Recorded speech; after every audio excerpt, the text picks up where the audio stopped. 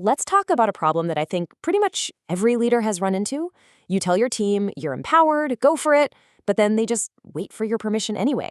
So why does that happen? We're about to dig into the real root cause and lay out a powerful framework to build accountability that's actually, empowered. So does this sound familiar? You've got this incredible team, right? They're smart, they're capable, and yet projects just hit a wall while everyone waits for you to give the green light. It's frustrating. But listen, this isn't about them lacking competence. It's a symptom of a much deeper issue, and we're gonna unpack it right now.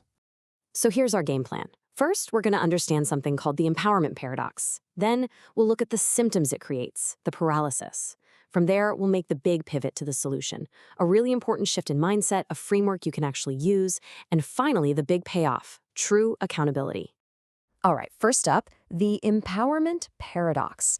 Because if we're going to fix the hesitation and the inaction we see in our teams, we've got to get to the heart of the problem first. We have to understand where it comes from.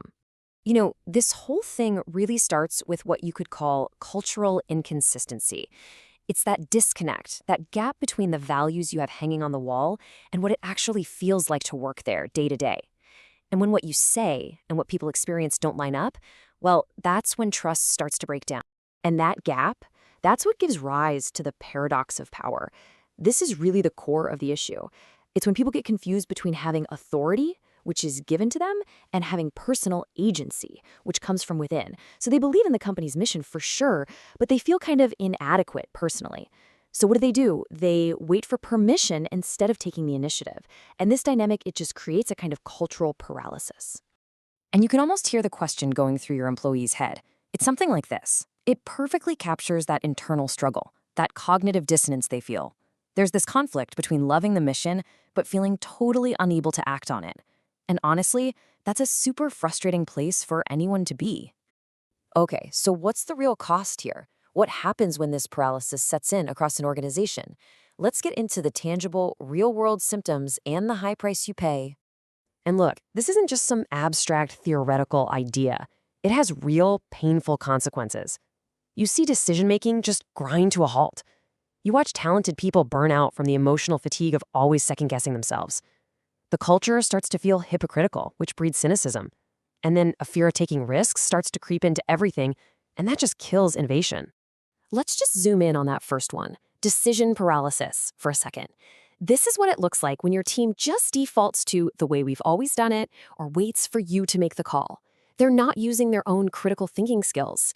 And that, right there, directly undermines all the agility and innovation you're trying so hard to build. All right, enough about the problem. We get it. It's bad. So how do we actually fix it? Well, this is where we need to make a fundamental shift in how we even think about the word empowerment. This is the big mindset shift right here. We've got to stop thinking about empowerment as some kind of external control, like it's a permission slip that leaders hand out. Instead, we need to see it as an internal discipline, something that individuals have to cultivate for themselves. It's a personal practice, one that's built on their own sense of agency and trust. And that really gets to the heart of it. The challenge for you as a leader isn't to go around handing out power. Your job is to create an environment where people can finally discover and exercise the agency and the capability they already have. Your role shifts from commander to coach. Okay, that sounds great, but how? How do we actually do that? Well, there's a framework for it, a clear, actionable approach that's built on 3 core leadership disciplines that will help you cultivate that internal agency on your team. It really boils down to 3 powerful actions for you as a leader. First, you have to restore agency. Second, you model what's called adaptive mastery. And third, you foster authentic self-alignment. Let's break down what each of those actually means. First things first, we have to restore agency. And this is an active process. It means you stop handing out rigid rulebooks and start establishing clear, guiding principles. Instead of telling people what to do, you give them the principles to decide for themselves. You also have to normalize constructive challenge. Make it safe, even expected, for people to respectfully disagree. That's the direct antidote to waiting around for approval. Next up, you have to model adaptive mastery. Look, your team doesn't need you to be perfect. They need to see how you handle things when they're messy and uncertain. You've got to be transparent. Share your own decision-making process, the trade-offs, the things you're not sure about, the lessons you've learned. When you do that, Mistakes stop being about individual blame and start becoming collective wisdom. You transform fear into a posture of learning. And finally, number 3, you need to foster authentic self-alignment. This is all about connecting the dots. It's helping each person on your team see the direct link between their own personal values and the company's bigger mission. When that connection clicks into place, it creates this incredible psychological coherence. It gives them the internal conviction they need to take real initiative. So, what's the payoff? What happens when you put in the work and actually live these 3 disciplines consistently? Well, you get to the goal we've been aiming for this whole time, a culture of true empowered accountability. Empowered accountability is the end game.